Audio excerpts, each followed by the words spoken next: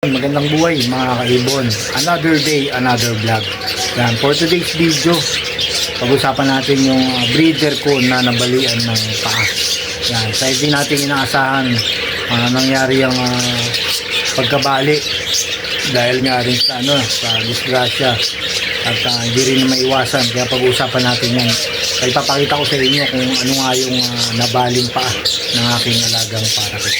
Yan, saka pag-usapan din natin yung katanungan ng isang ating subscriber na sinasabi niya kung tama ba yung binibigay niyang pagkain dun sa kanyang mga breeder at mga inakay na pinapakain niya ng breeder. Pag-usapan natin yan mamaya pagkatapos ng intro ito.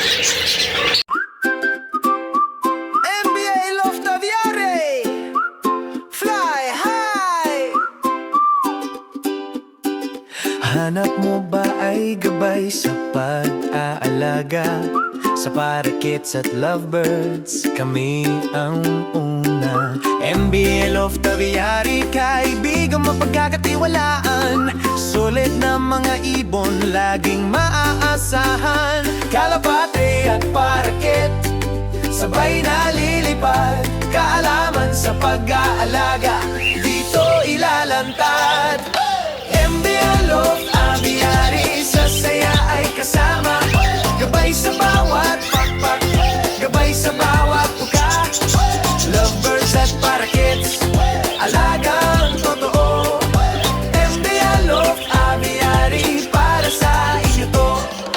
Kulay ay makulay, buhay ay masigla. Sa aming channel, kaalaman ay makuha. Sa pagpapakain at tamang kulungan, sa MBL of kayo ay tutulungan. Huwag nang mangamba, ang ibon mo'y ligtas. Sa gabay naming tapat, saya'y walang wakas. Kalapati at parakit, sabay na lilipad. Kaalaman sa pag-aalaga, dito ilalantad. MBL of Aviary, sa saya ay kasama. Gabay sa bawat pakpak, gabay sa bawat tuka. Lovebirds at parakits, alagang totoo. MBL of Aviary, MBL of Aviary, fly high.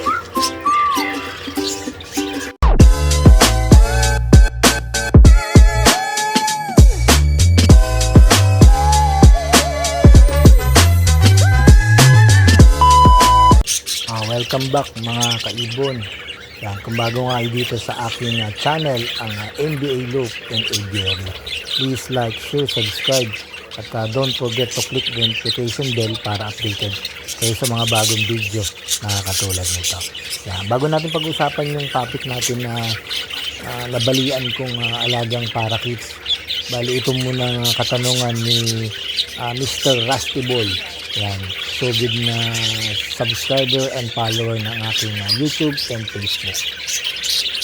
Pag-usapan natin yung katanungan niya at ito nga ipapakita ko yung sinend niyang video sa akin na ang tanong niya kung ano nga daw yung mutation ng kanyang pares, mga pares na breeder at kung tama rin ba yung pinapakain daw niyang pagkain o patuka dun sa kanyang mga breeder na merong mga inakay na. Yan, papakita ko sa inyo. Yun nga mga kaibon, ito yung sinend sa akin video ni Mr. Rusty Boy. Bali ang gusto niya malaman kung ano daw yung mutation ng kanyang pares na parakits. Bali ang ano yan, normal green yan. Normal green parakits yung kanyang pares.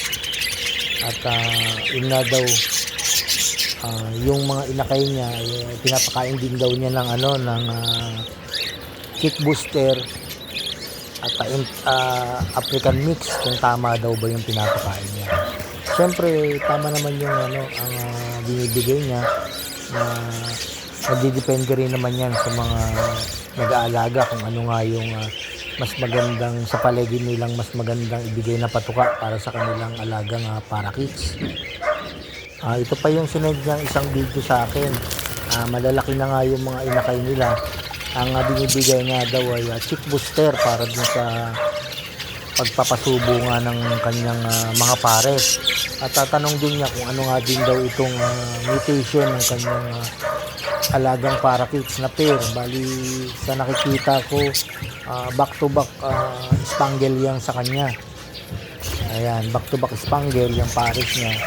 Saka yung tanong niya kung tama rin ba yung chick booster. Sa akin pwede naman yan kahit ano namang ano, basta yung pangsisiw na ibinibigay natin, halimbawa sa mga manok, yung mga pangsisiw, pwede rin yan sa ating mga alagang parakeets. Kasi yan, sinusubo nila yan, tapos pinapasubo nila sa kanilang mga inakay kasi nga yan ay nagpapabilis ng paglaki at pagpapalusog nga ng ating mga inakay. May mga ibang ano naman may mga ibang pwede nating ibigay. Meron pa nga yun, Nutrina at saka Integra 2000. Depende na rin yan. Basta yung maliit na butil ng Integra pwede sa kanila. Pero dito sa akin kasi ang binibigay ko Integra 2000. Yan ang talagang brand na binibigay ko kasi nga nandiyan na yung yung immune booster, meron na siya iron, tsaka omega 3. Yan, tsaka meron din siyang amino acid. Yan, kasama na yan diyan sa naka-mixture na yan diyan sa Integra 2000. Yung African mix naman na binibigay, pwede naman yan. Sa akin kasi ang binibigay ko dito canary mix, yung walang sunflower. Kasi nga hindi rin naman nila makakain yung sunflower, medyo malaki. Pinatapon lang nila yan. Kaya nga binibigay ko dito canary mix or white melon. Yan, pwede rin naman yan po yung sabi ni Rusty Boy, yung sa kanyang ibinibigay yung Integra yung African mix. Aalisin lang niya yung mga butil na malalaki na sunflower. Ayun, Mr. Rusty Boy, sana nasagot mo nga yung inyong katanungan. Ay yung binibigay nyo, okay lang po yan. Depende na rin po sa inyo kung ano po yung ikakabuti ng inyong mga alagang parakeets. Yan. Nagpapaano rin naman po yan nagpapataba rin po yung chick booster kasi nga kung ano yung binibigay ng mga sisiw ay pwede rin yan sa ating mga inakan. Ayan, pag-usapan na natin mga kaibon yung nabali kong paa ng aking alagang breeder na parakeet. Yan, ipapakita ko na sa inyo. Ayan, ito na nga siya kaibon yung sinabi ko sa inyo yung nabalian ng paa. Kawawa naman, breeder ko pa naman to. Buti na lang wala pang itlog yung kapares.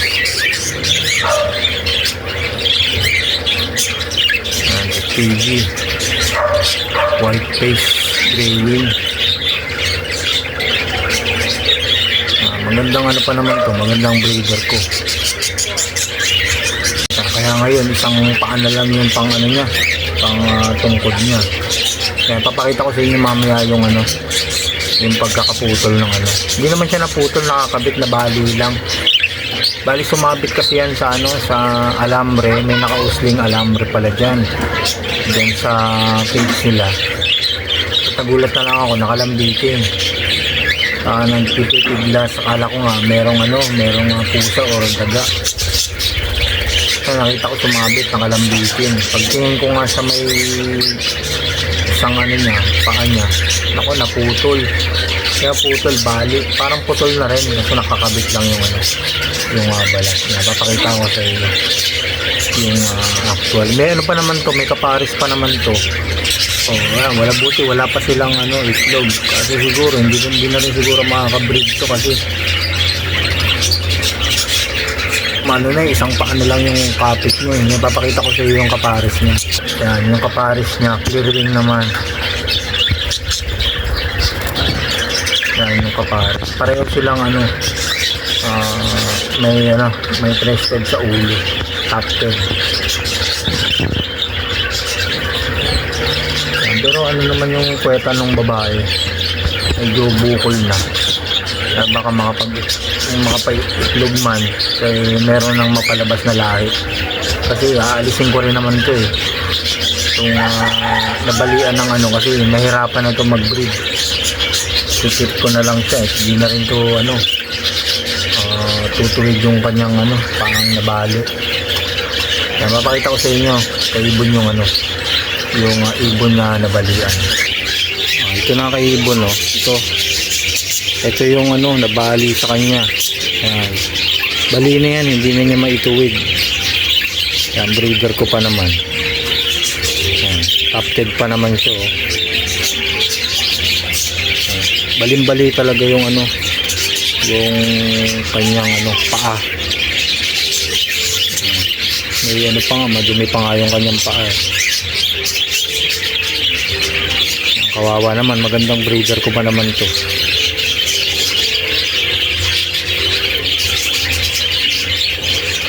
Yan, ito yung nabali. Yan, magapa nga eh. Magapa yung nyo.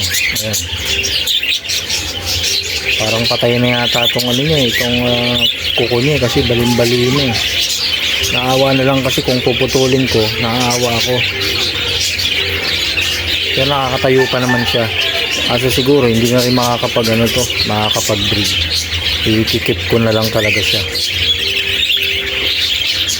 Kaya nga mga kaibon, kung may mga kayo, yung mga nakausling alambre or sa mga cage na bakal or pako na pinagkabitan nyo, lisin nyo na yan kasi pag sumabit talaga sa sa singsing, ito kasi may mga singsing to. Talagang pag may mga singsing yung mga breeder ko kasi nilalagyan ko talaga ng singsing yan. Kaso yun talaga yung mga palimitan sumasabit dun sa mga alambre. Yan, katulad na ito. Yan, lahat kasi ng mga breeder ko may mga singsing yan nilalagyan ko. Para kung sakaling makawala or mahuli man ng ibang mga ibon madaling ma-identify itong aking mga ibon. Ngayon siguro hayaan ko muna, baka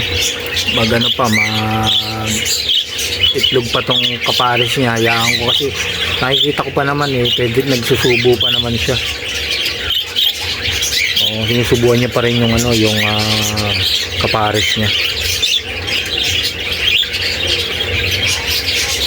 Yan, sana hindi na maulit ko sa mga sa mga ibon ko itong pangyayaring to. Hindi rin natin kasi maiwasan na mangyaring ganito, lalo yung mga nakahang lang na cage. Ito kasi nakahang lang to, ito DIY lang to. Yan, ginawa kong DIY yung sa may electric fan, pinagdugtong ko. Ito bali dalawang yan, dalawang nest box, meron dalawang nest box. Okay, babalik ko na. Iwas na lang talaga, may mga nakausling pa ako. Yan, doon siya sumabit talaga sa may kabila. Dyan yan, sa may alambre na yan. Dyan siya sa may alambre sumabit. Tinawid ko na nga kasi siyempre malilikot yung mga ibon natin. Hindi natin maiwasan na pag may mga singsing talaga, sasabit yan. Ito yung kapares niya. Yan. Clear wing naman yan. Ganda pa naman ng ang parisan ko ngayon. Kasi gusto kong back to back lahat ang gusto kong mapalabas. Siya mga kaibon talagang isang paa lang yung niya, yung pang tayo niya. Nakakalipad pa naman. Yan. Kaso may nagsabi nga putulin ko na lang yung yung isang paa, kaso naawa ako baka mamatay. Pag pinutol ko para daw hindi mahirapan. Ganun din yung pag pinutol ko yung paa niya, lalo mahihirapan, baka magkasakit or mamatay, manghina. Kaya hinahayaan ko lang. Pero malakas naman siyang kumain. Malakas naman siyang kumain. Ayun nga lang, talagang wala na siyang pang balance ng paa. Kaya talaga kung sa inyo rin mangyari, iwasan nyo na lang yung mga alamreng nakausli or dun sa mga cage kung may mga nakausli nga bakal. First time sa akin nangyari to. Magandang breeder ko pa yung nadali. Kaya nga sabi ko, laking hinayang ko, sabi ko, naku po, sayang yung breeder ko, maganda pa naman. Nakapag-breed pa naman na to. Ito, pangalawang pares niya na to eh. Yun pa, doon pa nadali. Pero okay naman kasi buntis naman na siguro to kasi maano na yung puwetan yung kapares niya. Ayun, papakita ko sa inyo yung ano, yung isang breeder ko pa na ano na may mga ano na, may mga inakay na, sa malalaki na rin.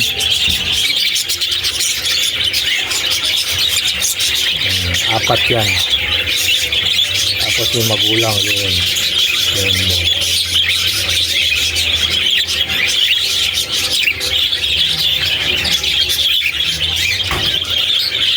Kaya yung kapares na lalaki.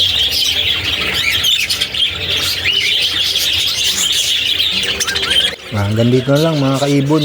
Sana di rin mangyari sa inyo itong nangyari sa akin ng pagkapilay ng aking alagang parakeets. Bali yung mga ano na lang, yung mga nakausila na bakal or alambre o pako. Kasi kalimitin talaga pag sa mga hanging cage. Ito sa akin mga nakahang kasi ito sa pader. Kaya yung mga pinagsasabitan ko yung mga pako or alambre. Iyan nyo na lang, huwag nyo na lang palilitawin.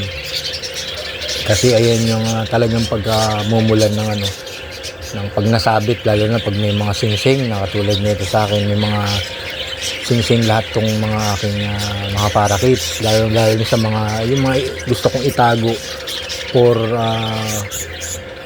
future breeder, talagang nilalagyan ko ng mga singsing yan. Pero kung yung sa mga ano naman hindi ko napili na gagawin breeder, hindi ko na siya nilalagyan ng singsing. Kaya nga, nagkataon talaga sumabit, wala tayong magagawa. Yan, hanggang dito na mga kaibon ang aking video. At please like, share, subscribe. At don't forget to click the notification bell para updated kayo sa mga bagong video na aking gagawin sa susunod na vlog ko. Yan, maraming salamat sa inyong panonood at pakikinig ng aking ginawang video. Happy breeding mga kaibon.